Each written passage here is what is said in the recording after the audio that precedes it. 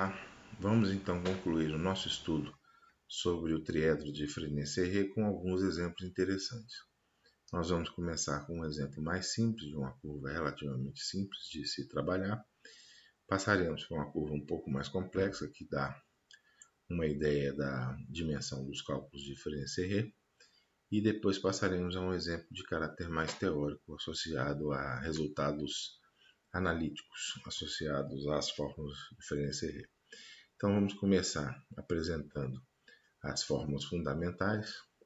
Notem que nós apresentamos aqui embaixo a expressão de como os vetores fundamentais do triedro, vetor tangente, normal e binormal, variam com relação ao comprimento de onda. E agora aqui apresentamos o vetor tangente, o vetor normal e o vetor binormal com suas fórmulas constitutivas. Vamos então fazer um primeiro exemplo, que é o de calcular esses vetores, tangente, normal e binormal, para essa curva, que é uma curva que forma uma hélice. Então, seria uma curva que teria mais ou menos esse aspecto aqui apresentado, tá certo? A projeção dela no plano XY é uma circunferência de raio 3, como pode ser observada por aqui. Então vejam que essa parametrização que aqui está não é a parametrização pelo comprimento de arco. Então nós precisamos primeiro mostrar qual é a relação entre o comprimento de arco e esse parâmetro. Essa relação é dada pelo dsdt igual ao módulo de dr dt. Isso aqui já tinha sido obtido nas outras aulas. Então é simplesmente calcular a derivada com relação a t desse vetor e calcular o seu módulo. Vocês podem verificar aqui que isso vai dar 5.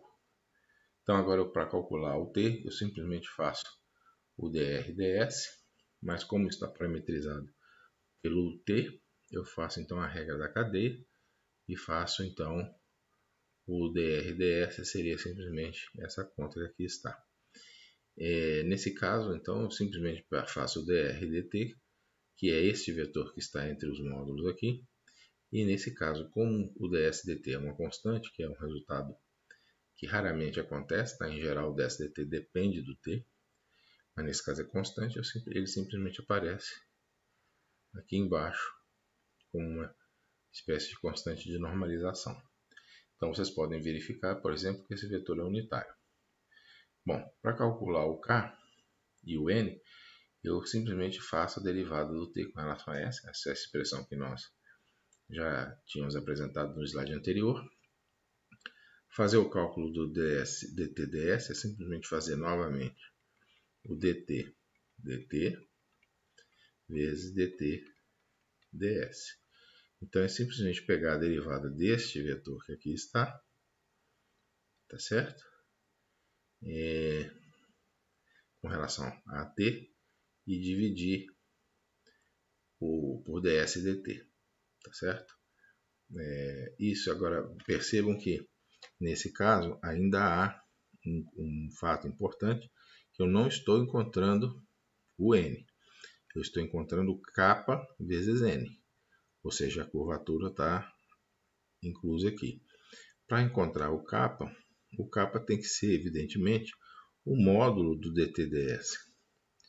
O k tem que ser o módulo do dt/ds, porque aí quando ele passar para esse lado aqui, fica dt/ds sobre o seu módulo, que dá ao caráter de vetor unitário ao n. Então agora eu preciso calcular esse k. Ele é dt/ds, então ele é simplesmente 3/5.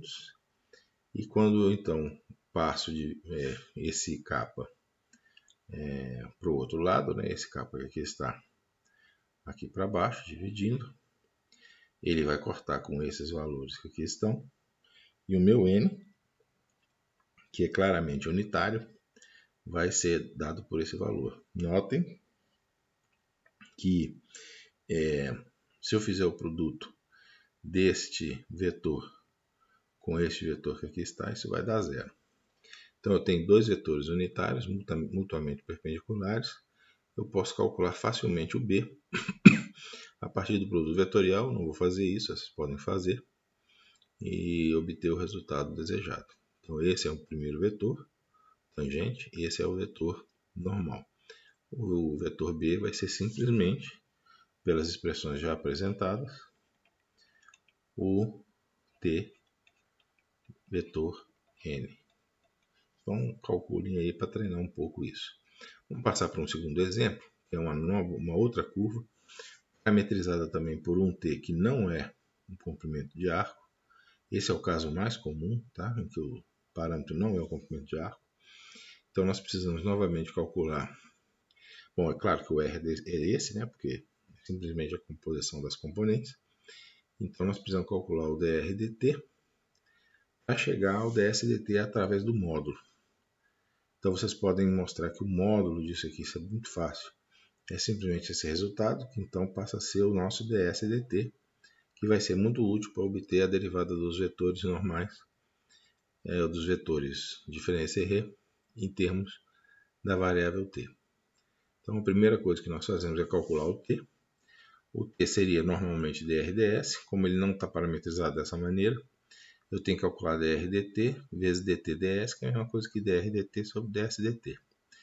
Então, eu simplesmente pego o dr dt, que eu já tinha, divido pelo ds dt, que também já tinha sido calculado, e esse passa a ser então o resultado do meu t. Ele é unitário. Para calcular o n, eu faço a mesma coisa que eu fiz no slide passado. Eu calculo dt ds, isso vai dar o k vezes n. O k é o módulo do dt ds. Esse módulo pode ser calculado pela regra da cadeia novamente, simplesmente derivando-se esse termo que aqui está e dividindo pelo ds dt. Vocês, por favor, façam esse cálculo para chegar nesse resultado que aqui está. Eu, com esse kappa e o cálculo do dt ds, eu posso chegar facilmente ao resultado para n. Então, calculado esse dt ds, o dt ds eu calcularia exatamente da mesma maneira, né? dt, eu já fiz esse cálculo como sendo dt dt vezes dt ds, ele foi necessário para fazer esse cálculo aqui, estou só explicitando. Então, fazendo esse cálculo que aqui está, você tem o dt ds, esse dt ds coloca aqui, coloca o valor de kappa e se chega então a esse resultado para o n. Então, com isso, nós temos também o t e o n. O b pode ser calculado muito facilmente através daquele produto vetorial. E vocês depois façam esse produto usando, por exemplo, aquele determinante para chegar nesse resultado que aqui está. Então, agora nós temos os três vetores unitários e falta ainda encontrar a torção. Lembre-se que o que me interessa aqui é calcular a curvatura, que já foi calculada, e a torção. E a gente sabe que a torção está associada ao vetor binormal, né? Também. Então, nós podemos agora partir para esse cálculo. Eu vou repetir aqui os dois resultados importantes, né? A curvatura da curva e o vetor binormal. Por quê? Porque agora eu vou relacionar o vetor binormal à torção através do vetor unitário normal, tá certo? Então, eu preciso calcular o dB/ds.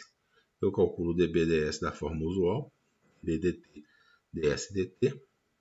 ds dt eu já tenho, dB/dt é esse resultado que aí está. Façam essa conta também, por favor. E eu posso colocar isso num formato mais interessante.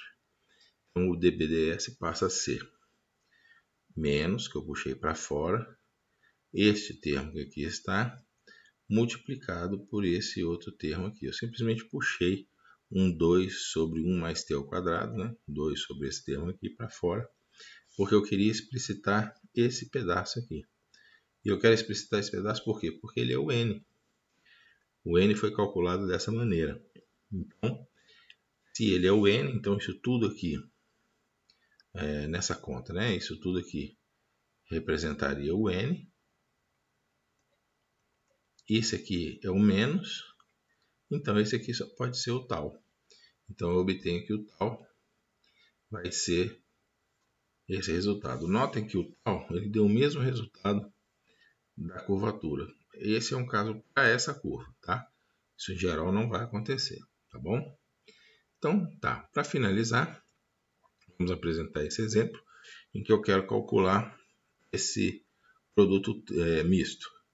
Eu posso mostrar, inicialmente eu já sei que esse resultado aqui, como está em termos do comprimento de arco, eu sei que isso aqui é simplesmente o T de S, então já tenho caracterizado esse termo aqui. O D2RDS, então, vai ficar simplesmente DTDS, né? Mas DTDS, nossas fórmulas já mostram que ele é igual a kappa vezes N. Então vejam que eu já caracterizei esse termo aqui também. Falta caracterizar esse último. Então falta calcular a derivada terceira de R com relação a S, 3, aqui tem um 2, que nada mais é que a derivada desse termo aqui. Lembrando que o K em geral é uma função de S, tá? Então isso aqui vai dar d kappa ds vezes N mais kappa dN ds. Esse termo que aqui está, ele pode ser simplificado por aquelas expressões que nós já obtivemos. Vou repetir aqui a expressão dN ds é simplesmente tal vezes B menos kappa vezes T.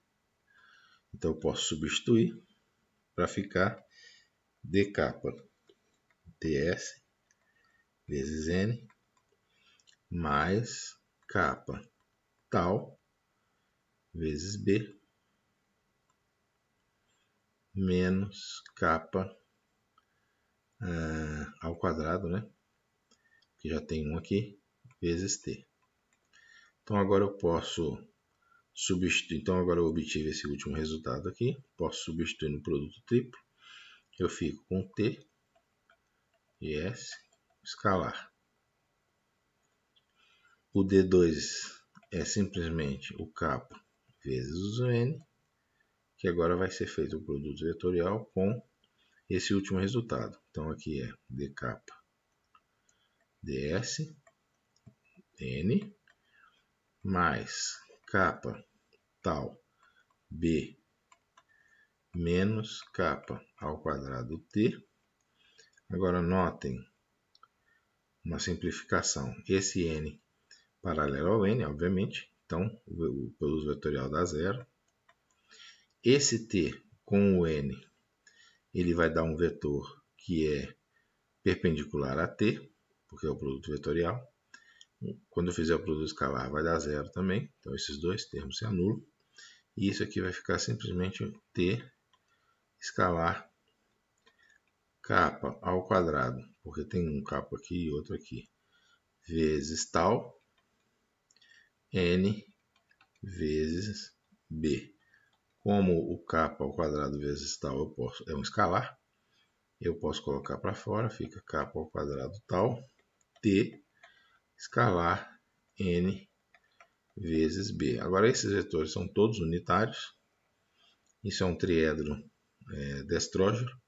Então esse produto aqui dá 1, sobra kappa ao quadrado tal, mas o kappa é 1 sobre o ρ, então fica simplesmente tal sobre ρ ao quadrado, que é o resultado que nós queríamos demonstrar, tá bom? Então esse é um outro tipo de exercício, que é mostrar relações entre as derivadas do vetor, os vetores unitários e coisas desse tipo. Então era isso que eu queria mostrar para vocês. Agradeço mais uma vez a atenção.